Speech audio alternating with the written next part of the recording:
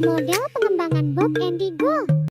Penelitian pendidikan bukanlah masalah sederhana untuk menemukan fakta tentang pendidikan, melainkan memiliki tujuan yang beragam, termasuk pengembangan berbagai teori untuk menjelaskan fenomena pendidikan. Mengapa seseorang harus melakukan penelitian pendidikan?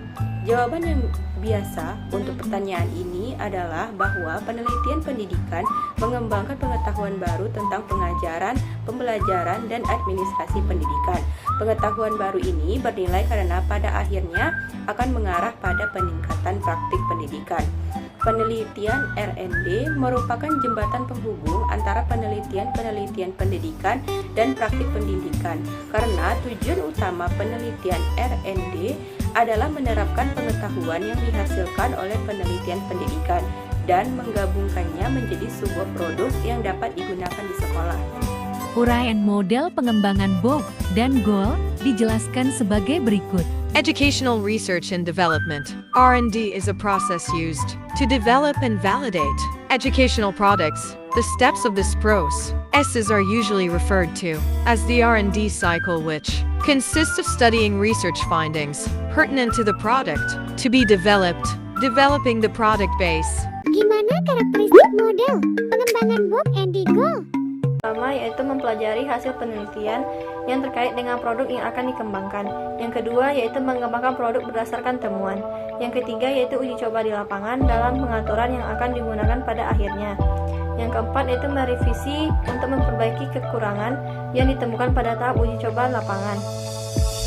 Secara keseluruhan, model R&D Bob and Goal menekankan pentingnya penggabungan temuan-temuan penelitian yang ada mengembangkan produk yang solid berdasarkan temuan-temuan ini, pengujiannya, dan pengaturan yang dimaksud, dan melakukan iterasi melalui revisi berdasarkan hasil pengujian lapangan.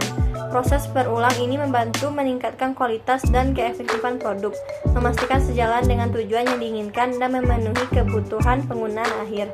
Apa saja langkah-langkah model pengembangan Bob Andy Goal? Yang pertama, tahap identifikasi masalah.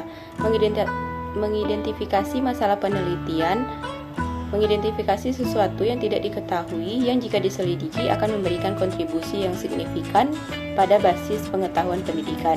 Caranya, yang pertama, membaca literatur penelitian yang diwakili dalam jurnal, buku, dan publikasi lain yang dinilai bereputasi baik oleh peneliti profesional. Yang kedua, mereplikasi dan memperluas penelitian sebelumnya yang merupakan strategi lain untuk mengidentifikasi masalah penelitian. Tahap yang kedua yaitu tahap perencanaan. Langkah yang pertama yaitu menyusun proposal penelitian yang harus disetujui sebelum mulai mengumpulkan data. Proposal penelitian biasanya berisi bagian-bagian berikut. Pertama, bagian pendahuluan, bagian hipotesis penelitian, pertanyaan penelitian, dan tujuan jika suatu penelitian tidak dirancang untuk menguji hipotesis yang berasal dari suatu teori. Selanjutnya, bagian tinjauan pustaka, bagian desain penelitian, bagian metode penelitian, bagian analisis data, bagian perlindungan subjek manusia. Setiap proyek penelitian yang melibatkan partisipasi manusia harus ditinjau oleh Dewan Peninjau Kelembagaan. Selanjutnya, bagian garis waktu yang mencakup garis waktu untuk memperkirakan setiap langkah penelitian, seperti perkiraan tanggal dan jumlah jam atau hari. Melakukan studi percontohan. Sebuah studi pencontohan melibatkan pengujian skala kecil dari prosedur yang sudah direncanakan. Langkah yang kedua yaitu menjelaskan bahwa proses ini harus direncanakan dan disetujui sebelum mulai mengumpulkan data, yang artinya melibatkan persetujuan orang. Ikuti prosedur yang benar untuk mendapatkan persetujuan dari peserta penelitian atau pengurusnya dan menjalin hubungan yang baik dengan memelihara komunikasi yang berkelanjutan dengan kelompok-kelompok yang memiliki andil dan dalam proyek penelitian. Langkah yang ketiga menunjukkan bagaimana melakukan tinjauan literatur yang komprehensif tentang masalah penelitian untuk menentukan kasus pengetahuan yang ada dan masalah yang belum terselesaikan. Temuan tinjauan literatur akan menjadi gerobak penting dari proposal penelitian. Dalam menulis tinjauan pustaka atau tinjauan literatur ini, buat hubungan yang jelas antara temuan-temuan dari tinjauan literatur dan pertanyaan penelitian, hipotesis, atau tujuan dalam pembuatan proposal. Yang ketiga, tahap perancangan instrumen. 1. Teknik statistik. Teknik statistik ini menjelaskan tentang bagaimana statistik digunakan dalam penelitian kuantitatif dan kualitatif. Ada 3 jenis teknik statistik, yaitu yang pertama digunakan untuk menggambarkan fenomena pendidikan, yang kedua digunakan untuk membuat kesimpulan dari sampel ke populasi, yang ketiga digunakan untuk memeriksa sifat-sifat tes. Yang pertama, statistik deskriptif. Statistik deskriptif adalah teknik matematika untuk mengatur dan meringkas kumpulan data numerik.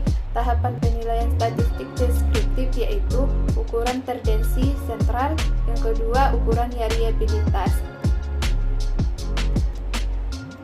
Yang kedua, statistik korelasi, yaitu statistik deskriptif yang disajikan pada bagian sebelumnya melibatkan deskripsi tentang skor pada suatu variabel. Koefisien korelasi bivariat adalah statistik yang memungkinkan untuk menggambarkan secara matematis kekuatan hubungan dua variabel. Yang keempat yaitu tahap pengumpulan data pra-implementasi.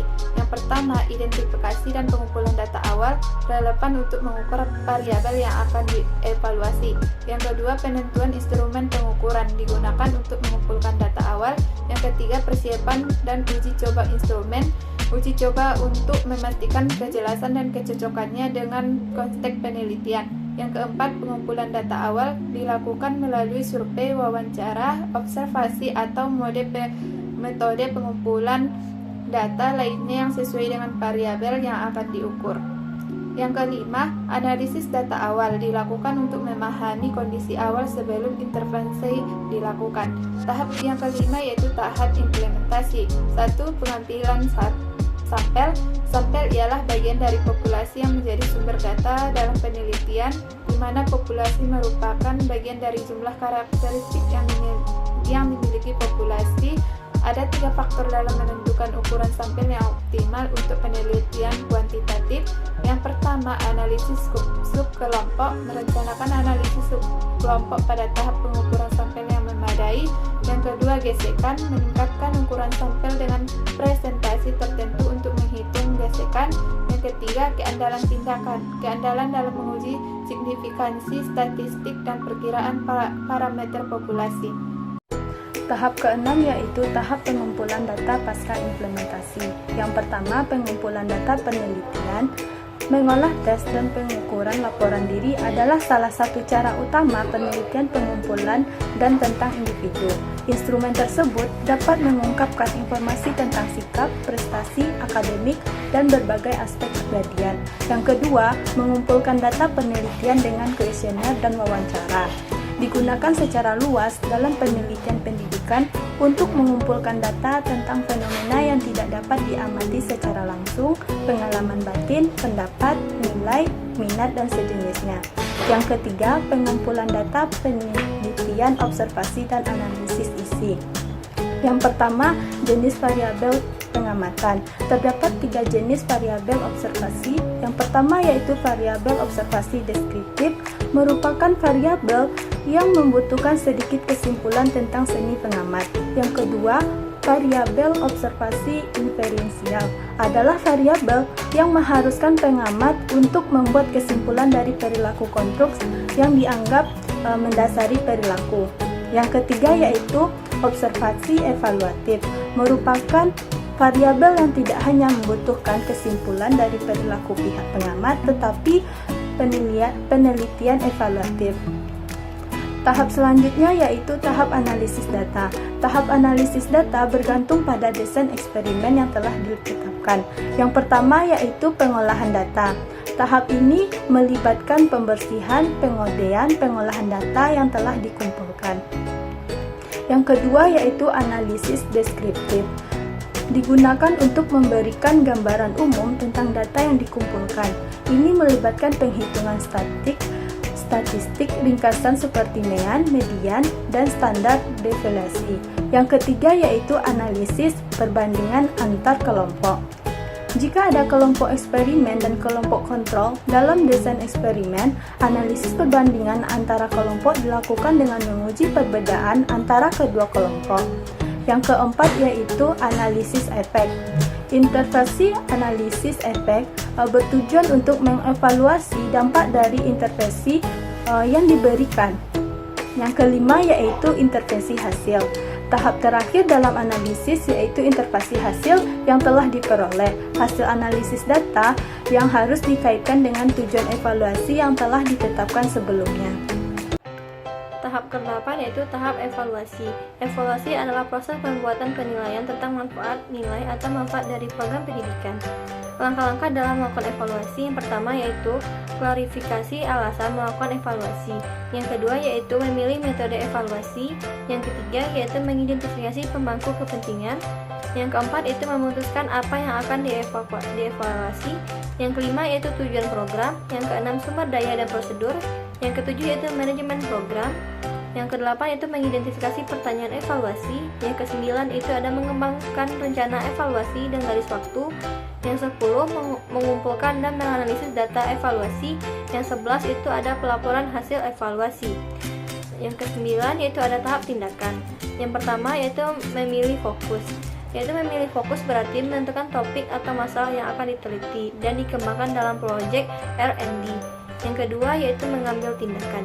Tujuan dari pengambilan tindakan adalah untuk memperbaiki kelemahan atau kekurangan yang teridentifikasi selama pengujian lapangan dan memastikan bahwa produk akan dikembalikan menjadi lebih baik.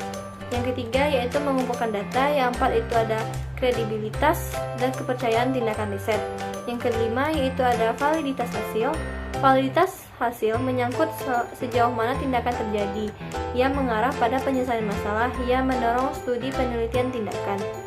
Yang kelima yaitu validitas proses. Validitas proses melibatkan pemeriksaan kecukupan proses yang digunakan dalam fase yang berbeda dari proyek penelitian tindakan. Yang ketujuh itu ada validitas demokrasi. Validitas proses penelitian tindakan ini dilakukan dalam kolom kerjasama dengan semua pihak yang berkepentingan dengan masalah yang sedang diselidiki. Yang kedelapan yaitu ada validitas katalik, yaitu proyek penelitian tindakan mengarah kembali, memfokuskan, dan memberikan energi kepada peserta. Yang kesembilan itu ada validitas dialogis. Validitas dialogis mencerminkan nilai dialog dengan rekan-rekan dalam pembentukan dan tinjauan temuan interpretasi penelitian tindakan. Lalu apa kelebihan dan kekurangan model ini? Kelebihan metode Broad and Goal yang pertama terintegrasi dengan literatur penelitian. Metode ini melibatkan studi menyeluruh terhadap temuan penelitian yang relevan sebelumnya.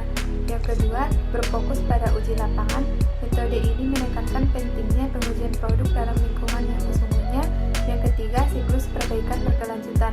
Metode ini mendorong siklus perbaikan berkelanjutan berdasarkan temuan uji lapangan.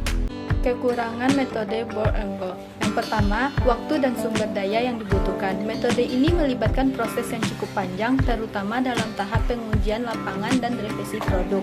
Yang kedua, keterbatasan generalisasi. Metode ini lebih fokus pada pengembangan produk khusus dalam lingkungan tertentu. Yang ketiga, kurangnya fleksibilitas. Metode ini melibatkan langkah-langkah yang cukup terstruktur dan terurut.